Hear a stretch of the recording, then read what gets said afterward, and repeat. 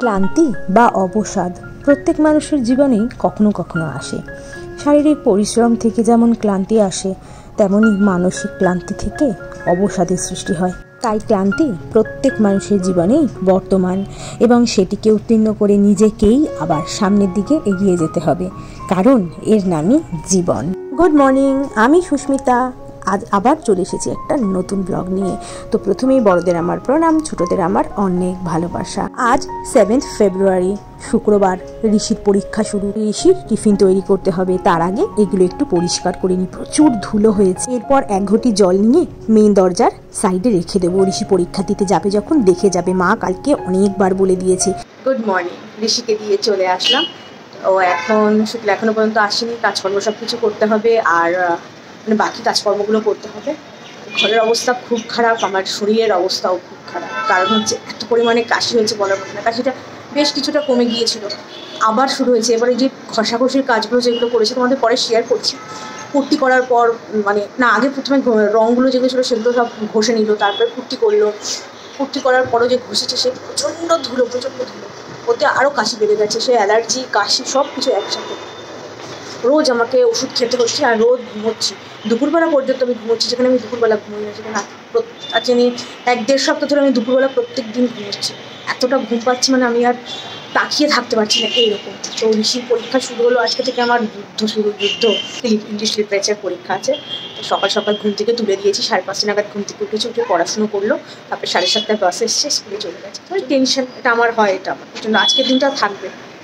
আজকে পরীক্ষাটা দিয়ে আসার পর থেকে কমবে। ওটা আমার সময়েও আমার হতো যে প্রথম পরীক্ষাতে একটা টেনশন হয়, তার জন্য পেটে ব্যথা করা আলাদা ব্যাপার, একটা লেভেলে হতো।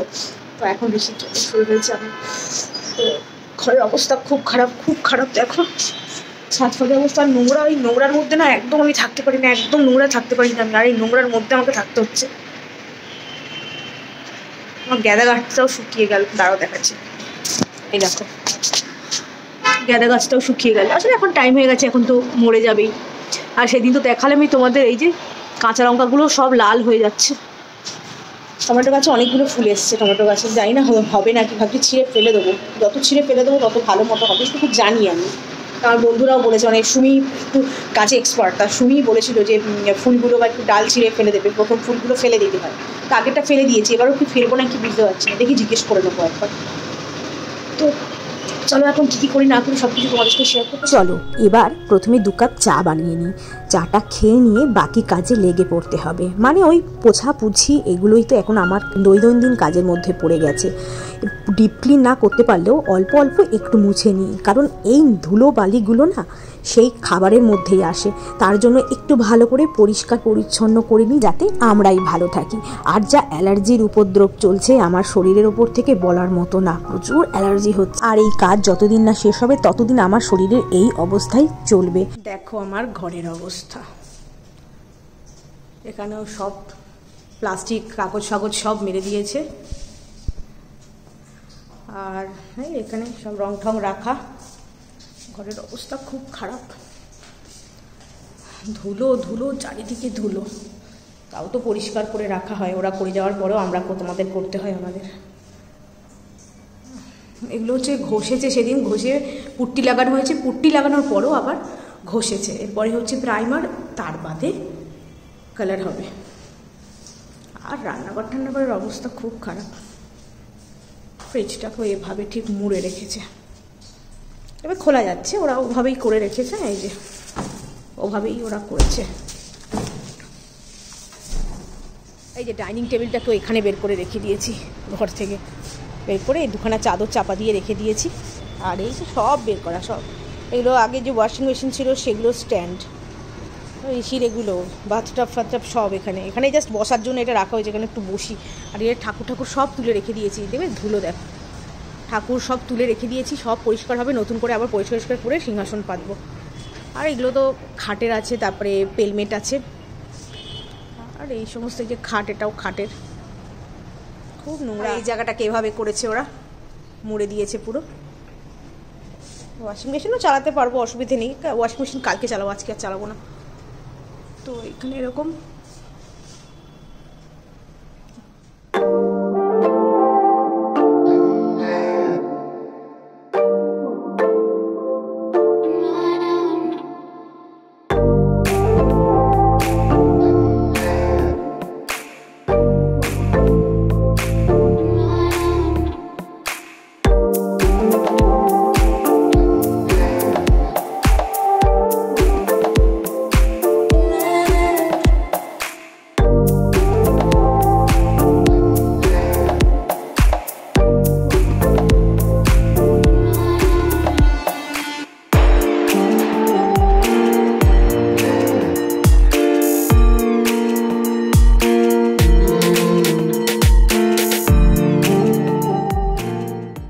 কি রান্না হবে চলো আজকে দেখিয়ে দিই।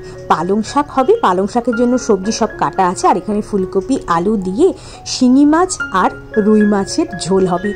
দেখতে বা শুনতে অড লাগছে, কিন্তু কি করব বলো তো, মাছ শিঙি মাছ 4 পিস করব আজকে, তার জন্য বললাম আর আলাদা করে করার দরকার নেই, একসাথেই করে দাও। আর এই যে এখন টিফিন রেডি করে নিচ্ছি, 2টো রুটি, সাথে আছে কালকের আলু মটরশুঁটি আর ওলকপির তরকারি।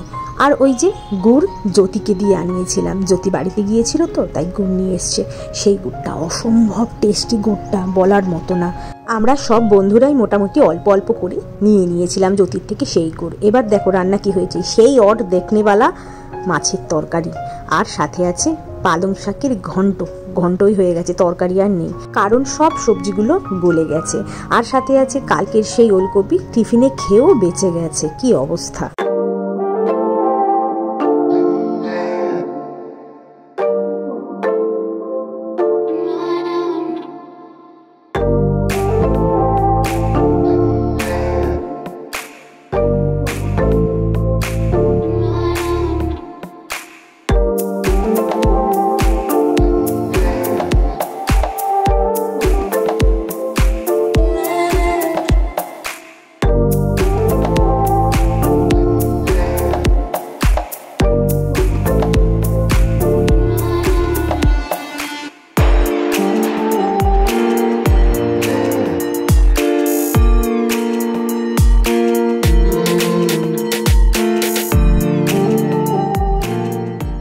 ঘরে অনেকগুলো টমেটো জমে গিয়েছিল, তাই ভাবলাম একটু চাটনি করে নিই, কারণ রেখে দিলেই না নরম হয়ে গিয়ে নষ্ট হয়ে যাবে। সেদিন মিঙ্কু 500 টমেটো এনেছিল, তারপরে আবার 500 টমেটো নিয়ে এসছে, তো রেখে দিলে প্রায় 1 কেজি টমেটো রেখে দিলে তো পুরো নষ্ট হয়ে যাবে। তাই ভাবলাম আজকে একটু চাটনি করে নিই। চাটনিটা ঋষিও খুব ভালো খায় আর আমিও খুব ভালো খাই। এই তো এখন নকুলদানা দিয়ে করছি, এগুলোকে কিন্তু ঠাকুরকে খেতে দিই, এগুলো আমি একটা আলাদা কৌটো করে রেখে দিই, এরকম চাটনিই করি। আর এটা দিলাম ভাজা মশলা, ঘরে তৈরি করে রাখি সব সময়ের জন্য। আগে করতাম আলু কাবলি খাবো বলে, কারণ মিঙ্কু আর আমি দুজনেই আলু কাবলি খেতে খুব ভালো, আর সেটা হতে হবে ঘরের তৈরি। আগে না ব্যাঙ্গালোরে যখন থাকতাম আমরা মাঝেই খেতাম আলু কাবলি, তার জন্য মশলাও তৈরি করে রাখতে হতো। যখনই মর্নিং শিফট থাকতো অফিস থেকে আসলে পরেই শুরু হয়ে যেত আলু কাবলি খাবে, তার জন্য বানাতেই হতো আমাকে।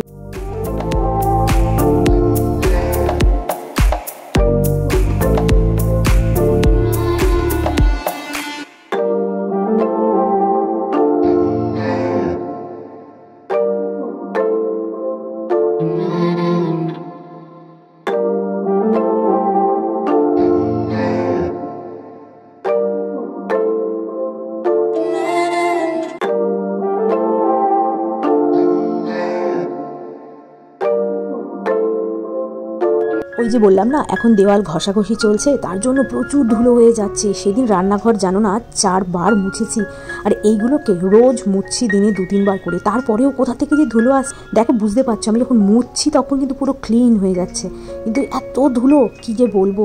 এগুলো তো খাবারে ঢুকলেও তো শরীর খারাপ করবে, তাই না বলো।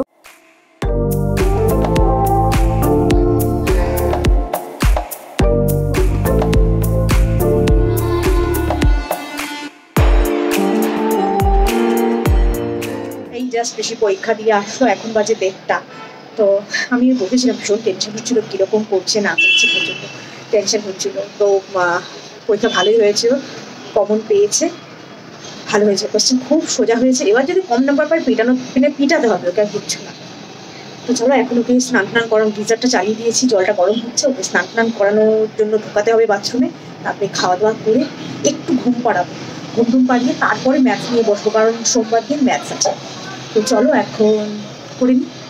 শীতকাল পেরিয়ে বসন্তের কালের দিকে এগোচ্ছি আমরা, তার প্রমাণ ভোরবেলাতেই পাওয়া যায়, কারণ পাখির ডাক মানে কোকিলের ডাক। আর এই দেখো বিকেলে পাওয়া যায় এই সুন্দর মনোরম আকাশ দেখলে। বিকেল হয়ে গেছে, ঋষি গেছে এখন ড্রয়িং ক্লাসে, আর পরীক্ষা তো ভালো হয়েছে বললামই। তো এখন এই যে চা করে নিয়েছি 1 কাপ, আদা দিয়ে কড়া করে 1 কাপ চা করে নিয়েছি। আদাগুলোর না গন্ধ থাকে না এখন, কেন কি জানি, মনেই হয় না যে আদা দিয়ে চা খাচ্ছে।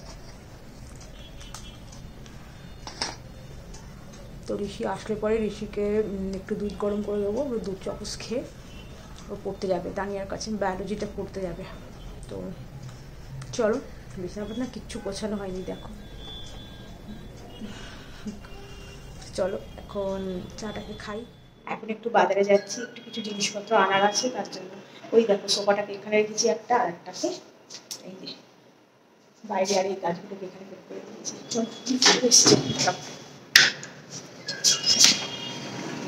কিছু জিনিসপত্র আনতে হবে, যেমন একটু হলুদ গুঁড়ো শেষ হয়ে গেছে, জিরে, একটু প্যাকেটে হিং শেষ হয়ে গেছে, তারপরে একটুখানি সিঙ্গাড়া খেতে ইচ্ছে করছে, তার জন্য যাচ্ছি একটু সিঙ্গাড়া, দেখি সিঙ্গাড়া আর একটু জিলিপি বা ওই মালপোয়া নিয়ে আসবো, খেতে ইচ্ছে করছে। খাই না কিন্তু ইচ্ছে করছে, দেখি। চলো বাজার থেকে চলে এসেছি, যা যা টুকটাক যা জিনিসপত্র নেওয়ার সেগুলো নিয়ে চলে এসেছি। আর ওটাকে তারপরে ওই অর্পিতার সাথে দেখা হলো, অর্পিতার সাথে একটু গল্প করলাম, গল্প করার পর তারপরে একটু দুজন মিলে একটু চা খেলাম। আর সিঙ্গাড়া আর খেলাম না, অ্যাসিড হয়ে যাবে, আর খেলাম না। ইচ্ছে করছিল কিন্তু আর খেলাম না, খেলে না অ্যাসিড ফ্যাসিড হয়ে যাবে, আরও শরীর খারাপ করবে। ওর জন্য তারপরে চলে আসলাম একটু ভেতরে, একটা রাউন্ড দিলাম দুজন মিলে, তারপরে চলে আসলাম। এখন চাল ভিজিয়ে দিয়েছি, ভাতটা পরে বসাবো। এখন বাজে এই যে 7:45। দেখো দরজা ফরজা এগুলো খোলেনি, একেবারে ওইদিকে রং ঠং হবে, তারপরে একেবারে খুলে দেবে। বাজে লাগছে দেখতে, কিন্তু আমার রংটা ভালো লাগছে না ঘরে। ভালো হয়েছে, এগুলো চলে যাবে। বাবার ওই ঋষির ফটো, ওই ক্যালেন্ডার, ওই যে ক্যালেন্ডার সব চলে যাবে। আর ওপরটা এবার ফাঁকা লাগবে, পুরো ফাঁকা রাখবো ওপরটা। তো চলো এখন একটু বসে একটু কটা রিলস দেখি, যদি পারি একটু রিলস বানাবো। চলো, অনেকক্ষণ পর তোমাদের সাথে কথা বলছি। Dinner complete. এই যে ঘড়িতে দেখো এখন কটা বাজে। পালনও করতে পারিনি, গা হাত পা আবার চুল করছে, আবার অ্যালার্জি মতো উঠেছে। সেই ভাল লাগছে না, মানে চুল করলে যেরকম একটা অস্বস্তি ফিল হয় না, ভালো লাগছে না। যে সারাক্ষণ ধরে ইচ্ছে একটা মানে শরীরে একটা অস্বস্তি হচ্ছে, যে অস্বস্তি হচ্ছে, যে কথা বলবো আমি সেটাও ইচ্ছা করছে না। তো এখন শোবো, এই যে এখন বাজে 11:15। তো এখন শোবো। তো ঋষি ওই ঘরে আছে, তো শুতে চলে আসবে এক্ষুনি, শুয়ে পড়বো। আবার কালকে সকালে উঠে আবার শুরু হবে, কালকে থেকে আবার কাজ হবে। আজকে তো ছুটি ছিল শুক্রবার বলে, কালকে মিস্ত্রি দাদারা আসবে। কালকে তো বললামই তোমাদের প্রাইমার লাগাবে, তারপরে রং মনে হয় রবিবার থেকে শুরু হতে পারে। আজকে ব্লগটাকে আমি আর বাড়াচ্ছি না, এইটুকুই রাখছি। আমার ব্লগটার মধ্যে যদি কিছু ভালো লেগে থাকে তো ছেড়ে যাওয়ার আগে লাইক শেয়ার আর সাবস্ক্রাইব করো, আমার পাশে থেকে। আজকে মতো এইটুকুই, দেখা হবে অন্য একটা ব্লগের সাথে। ততক্ষণ যেন ভালো থাকবে, সুস্থ থাকবে। Good night and sweet dreams.